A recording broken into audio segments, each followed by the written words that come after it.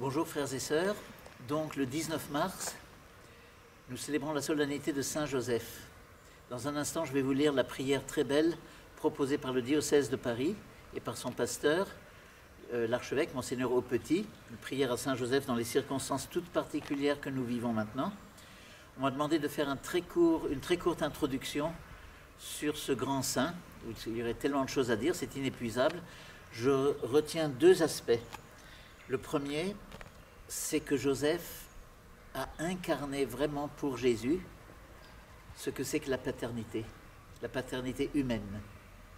Évidemment, Joseph n'est pas le père naturel ou biologique de Jésus, mais plus tard, quand Jésus parlera si souvent, surtout dans l'évangile de Jean, de son Père du ciel, et le Père, de l'amour du Père, de la fidélité du Père, etc., de la miséricorde du Père, il aura toujours, je pense, devant les yeux, l'image de Saint Joseph penché sur lui. La tendresse paternelle du Père du ciel s'incarne comme sur une icône dans le visage de Saint Joseph. C'est le premier aspect.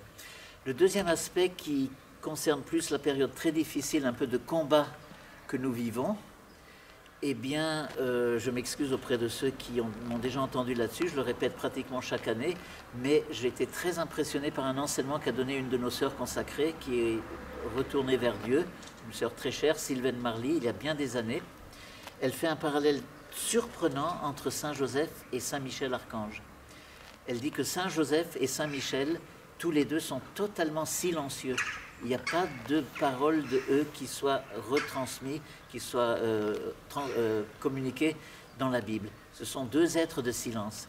Et Saint Michel, c'est comme ça qu'il est vainqueur. Pas d'abord par une armure étincelante ou rutilante. Il est vainqueur par son silence et par son attitude d'adoration. Qui est comme Dieu? Il s'efface. C'est l'adorateur parfait. Et c'est comme ça qu'il remporte la victoire dans tous les combats. Eh bien, Sylvaine Marly nous disait que Saint Joseph, c'était pareil.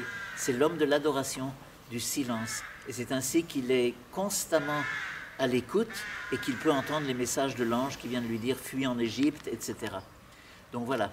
Et surtout dans le combat que nous menons actuellement, dans l'épreuve, eh bien c'est par l'adoration que nous serons vainqueurs, que nous traverserons cette épreuve. Et c'est en cela que Saint Joseph nous est particulièrement précieux.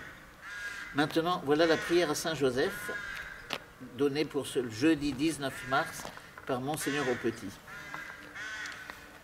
Saint Joseph, homme juste par la foi, tu as été trouvé digne de recevoir la garde des mystères du salut. Toi qui as su prendre soin de la Vierge Marie et écarter d'elle tout danger, tu t'es fait protecteur du Christ Seigneur dans la vulnérabilité de son enfance. Vivante image de la tendresse de Dieu, modèle d'époux et de père, tu es le gardien vigilant de l'Église, le soutien et le consolateur des familles. Nous te le demandons avec confiance, daigne implorer pour nous la miséricorde de Dieu en ce temps d'épidémie que nous connaissons, afin que le Seigneur écarte de nous le mal. Intercède pour ceux qui sont morts, réconforte les malades, protège et inspire ceux qui les soignent.